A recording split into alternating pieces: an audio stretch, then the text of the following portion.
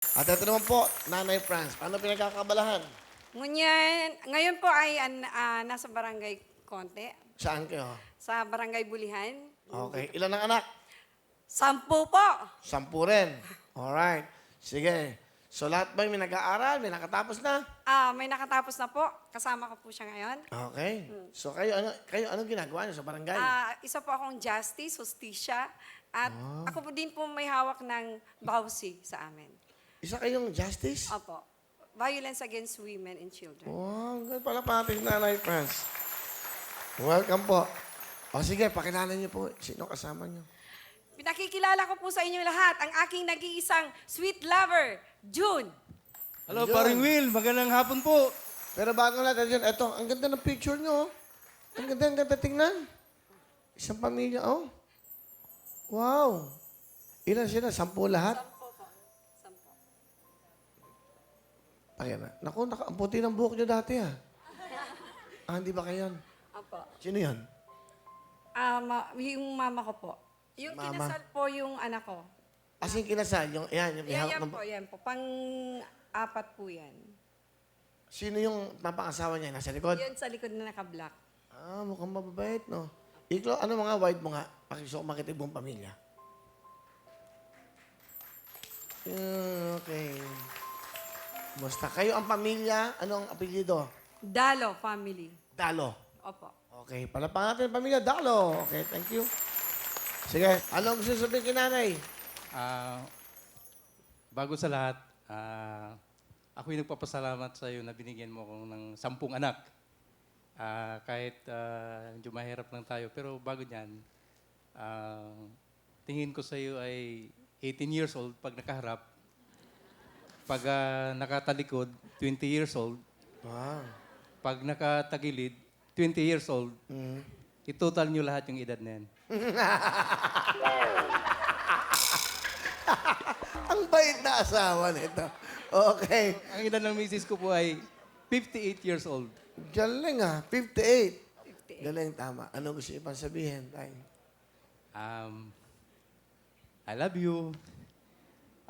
Alam ko na ang buhay natin dito sa mundong ito ay mahirap. Pero meron ding pagkakataon na tayo di aangat. Pero I promise, sasama kita sa kabilang buhay. Oh. Naniwala po ako na meron tayong forever. Ang ibig sabihin, magkasama pa rin sila. Kahit saan naman, di ba? Sino bang mauna? Siya po. Mauna ka daw. Walang problema kung sino mauna Kayo sa naman amin. Nagulat kami sa sinabi mo eh. Sana kahit anong mangyari, mauna man ako kung sino man. Ikaw pa rin ang makakasama ko sa kabilang buhay. Opo, opo. Di ba? Tama? Opo.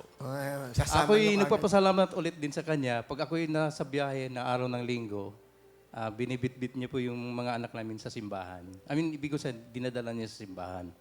Ako'y nagpapasalamat sa kanyang guidance dun sa mga anak namin na hindi naman po sa pagyayabang, hindi po sila dumanas ng yung napariwara sa labas, sa Norantas.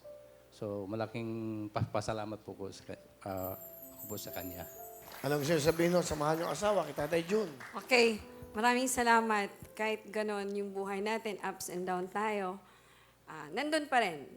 Tutulong at tutulong ako sa'yo sa abot ng aking makakaya. Kung hindi mo man napupunuan yun sa mga anak natin, ako yung pumupuno. At masaya ako na ginagawa ko yung part ko bilang nanay nila at bilang asawa mo. Mahirap yung buhay natin in a way na talagang minsan nagkukulang. Minsan konti lang yung naiaabot mo sa akin. Pero ako yung gumagawa ng paraan kung paano ko makakapag sa labas, yung ability na ginagawa ko na minsan, pag aalis ako ng bahay at pag uwi ko, meron na akong pera. Na kung saan nakakatulong sa aming buong pamilya. Ay, kasama niyo isa yung anak. At gusto ko rin po sa inyo ipakilala ang bunga ng aming unang pag-ibig. Hi, Ang Kuya panganay ko, Will. Pimpem. Si Pempem. Yes po. Ano ginagawa mo? Sa ngayon po is wala. Nag-aantay lang po ako ngayon sa trabaho ko ngayon sa isang pabrika. Ano gusto mo sabihin sa nanay mo? Isa lang po masasabi ko kay Mama is maraming salamat po. Ikaw po yung ikaw yung sobrang maabilidad. Ikaw yung gagawa ng paraan, mabuhay lang kami. Salamat, Ma. Kasi hindi ka nagsawa sa amin kahit umaga-umaga, Sunday, Armalite yung bunganga mo. Pero masaya ako kasi dahil doon yung yung inspired, yung pagpupursige mo sa amin mapalaki, nandoon, kayong dalawa po ni Papa Ma. Salamat po. Sa mga anak niya, Nay. Okay, maraming salamat din sa inyo dahil kayong mga anak ko, nakikinig kayo lahat sa akin. Sabi nga ni Papa nyo, kapag nagsalita ako, yun ay may katotohanan. Ang isang magulang na nagbibigay parati sa anak ng habilin, ibig sabihin, ayaw naming mapariwara kayo. Gusto namin mapaayos yung buhay nyo. At yun din po, Will, yung aking pasasalamat. Dahil dyan sa 10 kong anak na yan, wala sa kanilang nagkaroon ng bisyo. Wala sa kanilang nakipagtambayan sa kanto. Nakikita mo sila nasa simbahan. So every day, meron po kami tinatawag na seminary. So yun ang parating laman ng mga anak ko. Love you, Ma. Salamat. Mahal na mahal ka namin, Ma. Mahal na mahal ko kayo, Love mga you anak po. ko. Sayang. Kayo yung aking pinagmamalaki at kayo yung aking award. Wow. Thank you, Tatay Jun, ha. Pem, salamat, ha. Congratulations sa pamilya. You will. Okay. Nay, meron kayong 10,000.